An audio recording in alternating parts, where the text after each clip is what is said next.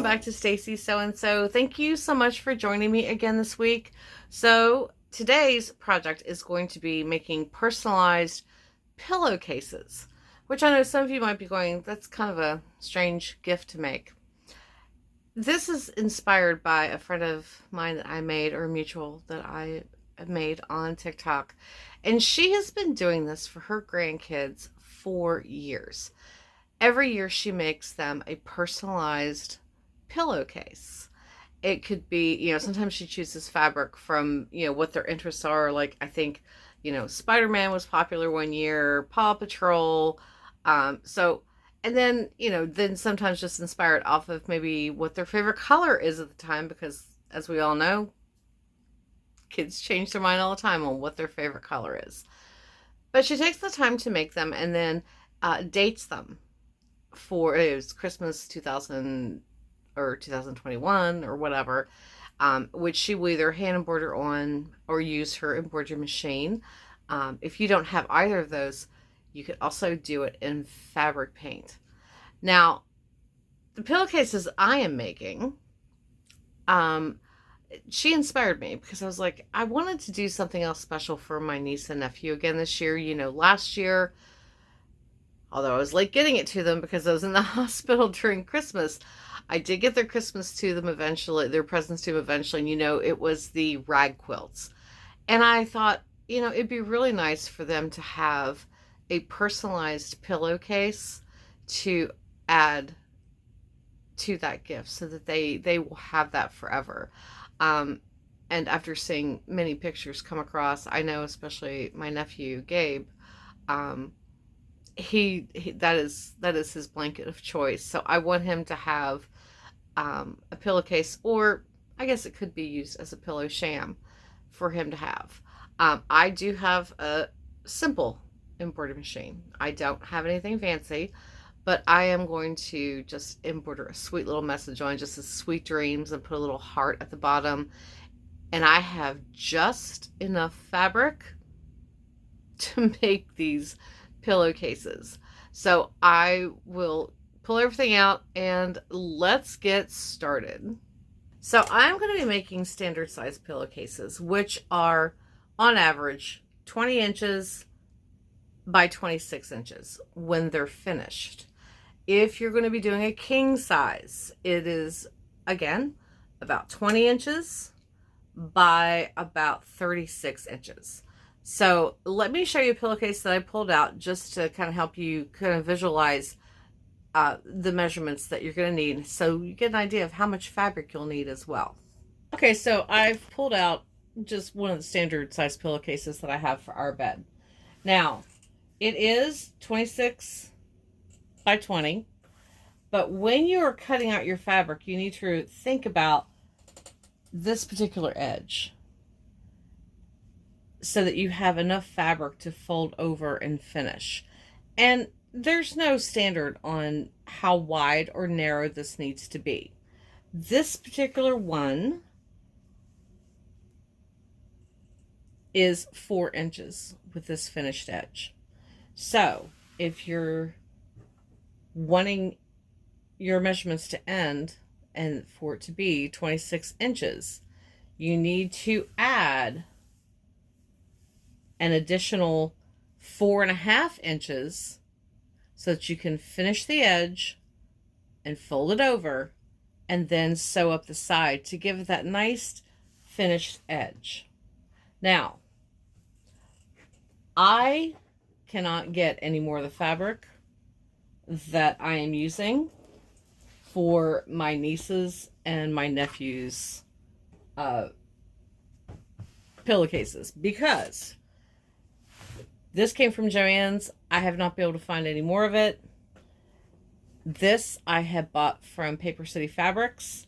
So what I'm going to do, because this isn't going to be quite long enough to have that nice fold, I'll have maybe a shorter fold. But being that this is for Abby, I have some beautiful lace that I'm going to put along the edge to finish it. Now for Gabe's, I don't think he wants ruffles or lace, but I think I might have enough to add an additional kind of like maybe patchwork or a a little bit longer fold on the end, because I think that's good. You really want your pillow to be encased. So I'll tell you what, let's get started with Abby's first, and then at the end I'll show you how both of them turn out. Okay, so first thing I did was I got this cut into a 20 by 26 inch. And so the next thing I'm going to do is I'm going to open this up completely. Just shake it open. Making sure that I have wrong side facing me, although this fabric is very similar on either side. So the first thing I want to do, just because this fabric frays terribly, I am going to, because I cut this into, I did cut it with a 1/2 inch seam allowance all the way around. So the first thing I'm going to do is along, well, what I'm calling the bottom, which is actually where I'm going to make the fold. I'm going to turn up 1/4 inch and stitch all the way across the top or along the bottom, however you want to look at it. Okay, so then I finished all 3 ends and then folded my fabric in half. So it's 20 inches, it's going to be 20 inches this way, and when I'm done, 26 inches this way. Now I'm going to sew 3 sides. The one short side, as you can see, I have my red pins. So I will not sew that shut. This is going to be the end that we're going to do the fold up on. So I'm going to sew all along this long edge, up this short edge, and then this is the side where it's folded. I'm going to sew all along that as well, and that just gives another finished end. It just makes it quicker, so I didn't have to hem all the way around to finish the ends. So let me get that done, and I'll come back and we'll talk about measuring and doing the fold. Okay, so I grabbed a pillow off our bed, and I'm just measuring it up. I just want to make sure that it looks like it's going to fit well, and it is. So I actually ended up folding this up just over, I think it's just over 2. Let's see. Yeah, it is almost 2.5 inches. So now I'm going to just pin this in place. And then what I'll do is I will top stitch all along the edge. And then I'm going to top stitch again along the fold just to give it a nice finished look. And the pillowcase is done. You can see how I finished the edge. So now it's all about adding some decoration. I think I am going to add some lace. And then right along the edge, like right here, I'm going to pull up my embroidery machine, and it's going to say Sweet Dreams, and there'll be a little heart. I had thought about maybe doing it in the center, but I didn't know how comfortable that would feel on your face when you're sleeping. So I thought it might be best to do it on the side. And both of my pillowcases are done. This is Abby's. Here we go. You see it says Sweet Dreams. And it's nice because this is the part where you put your pillow in, so it faces out on that side. I chose not to do the lace. I couldn't make up my mind whether I wanted to put lace on it or not. And I really liked the way it looks without it. And also, I felt like the lace I had, it was just it wasn't soft. It seemed a little scratchy. And I don't know, but when I'm sleeping, I don't think I'd want to feel that if I roll over on it. So we went without lace. And then this one is for Gabe. Here we go. Sweet Dreams with the little white heart on it. We get it nice and open. Isn't that great? And again, these match the rag quilts that I made them last year for Christmas.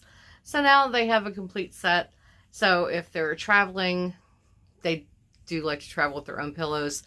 And I've noticed that Gabe tends to travel with his blanket, which is great. It just warms my heart. So anyway, if you're thinking about making these and you're like, well, what can I put them with to make a gift? I'll share with you when I was talking about my friend in the beginning. What she would do is she would do a pillowcase for each of her grandkids. She would include a pair of pajamas for them, like Christmas pajamas, and then a mug for hot chocolate, and she'd put, hot chocolate mix in there too. And they would open them all together on Christmas Eve. And so they would, I guess, all pile into their pajamas, and then they would watch a Christmas movie together, which I just thought, I'm like, that's a great idea, and how much fun. Now, for Gabe and Abby's, I did do pajamas for them. I did not make them, although I did do some embroidering on Abby's. So I got them pajamas and some other items too, that for, relaxing and chilling and just hanging out, because they're both busy. They're teenagers. They're into here, there, and everywhere, and they've got a lot going on, lots of friends. So when they have that downtime, I just wanted them to know that, they can be comfortable and to remember that their aunt loves them. So thank you guys for being here this week. If you have any questions, please put them in the comments. Sometimes it takes me a little time, but I do try to get back to all of your questions because I appreciate you guys being here so much. So if there's anything that you need to know, just reach out. So I will see you guys again very soon with another tutorial. We're going to do the mittens, as I've been promising. So until then, happy sewing.